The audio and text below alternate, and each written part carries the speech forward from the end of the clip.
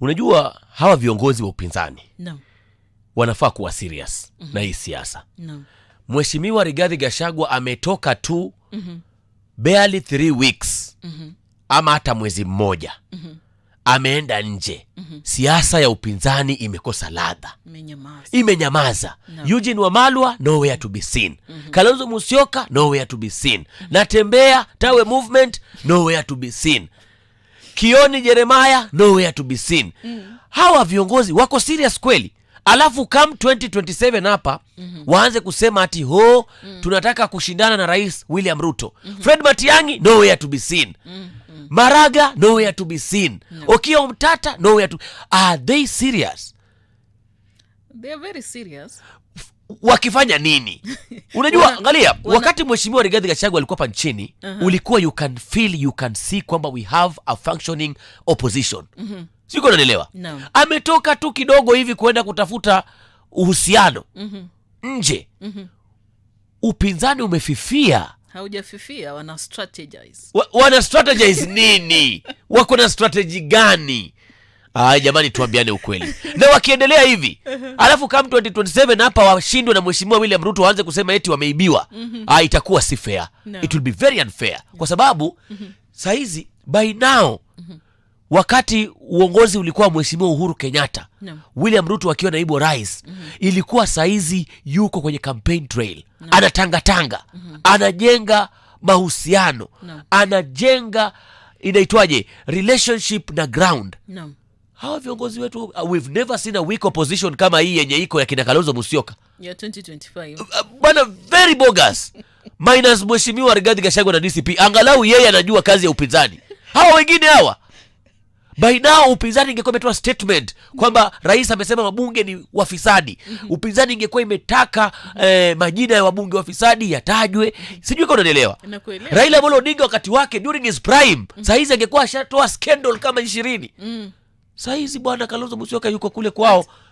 Kunaitwaje kule? Ukabani huko.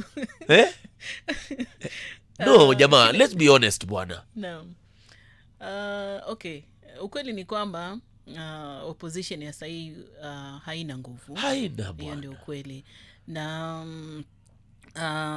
naweza sema kwamba pia kuna uoga ndani yao. Wanaogopa nani? Serikali au Mheshimiwa Rais? Of course wanaogopa serikali. You want me to be specific? Kwa sababu ukisema ni waoga, wanaogopa nani? Wanaogopa serikali. Serikali haiumi mtu. It is their constitutional right.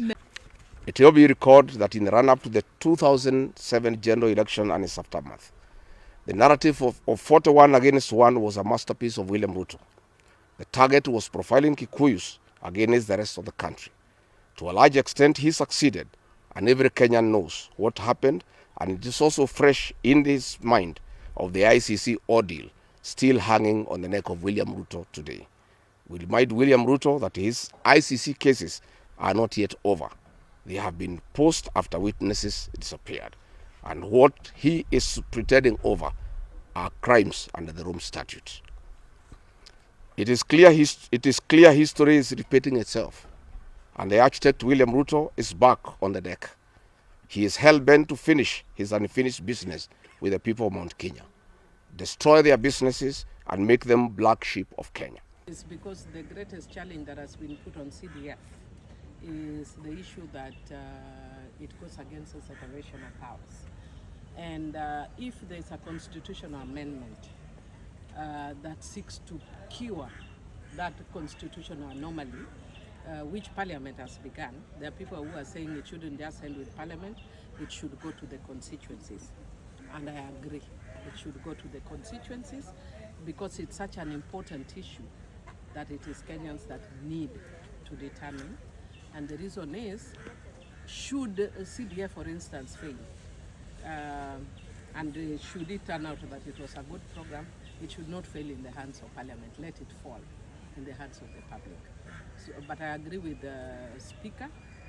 If there is one model of development that I've seen working in this country and in Africa, it is CDF.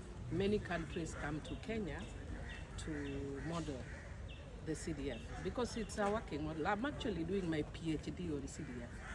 as a working model in Africa, because Africa ni kama tulikuwa cast. When we see something that is working, we fight to kill it. When we see something that is not working, we fight to build it up. And that is why we always end up with the terrible leaders. Like right now, we hear a lot of people that are saying that we must look for somebody to remove Ruto. We are not looking for a leader who is good. We are looking for a leader to remove Ruto. Tukishatoa Ruto, we will look for another leader to remove the leader that has removed Ruto. And then it becomes a circle of mediocrity. I'm not saying Ruto is mediocre, but I'm saying then it becomes a circle because we always have a way of shooting ourselves on the foot. When we have something good, we shoot ourselves on the foot. CDF is a working program. I know my party leader does not support it, and for good reasons. He's saying that, in his view, it is unconstitutional.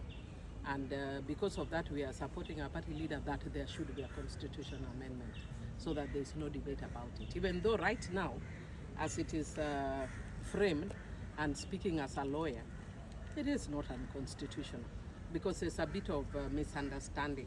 If you look at the structure of CDF, the member of parliament does not appear anywhere. There may be a perception of, because it's constituency based, and because we oversight it very carefully and very heavily, that the member of parliament is in control. We don't play an executive role because if you look at the structure, there is a board at the national level, there is a committee. The member of parliament is not even a signatory, it does not appear legally anywhere. So really, if you are talking legally, then the member of parliament is not involved in CDF. And then there's also a misconception, which I agree with the speaker, that if CDF falls, that money goes to the county assemblies.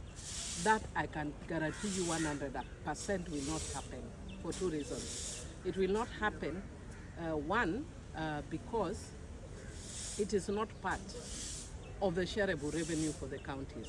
CDF goes to CDF after the share of the national government has been done. So it is the national government that says, out of our portion, we then take it to the constituency. So it's a portion of the national government. What happens if it is killed? What happens if it is killed? The president can decide that I use that money to motivate sportsmen. He can decide to use it to fly to another part of the country.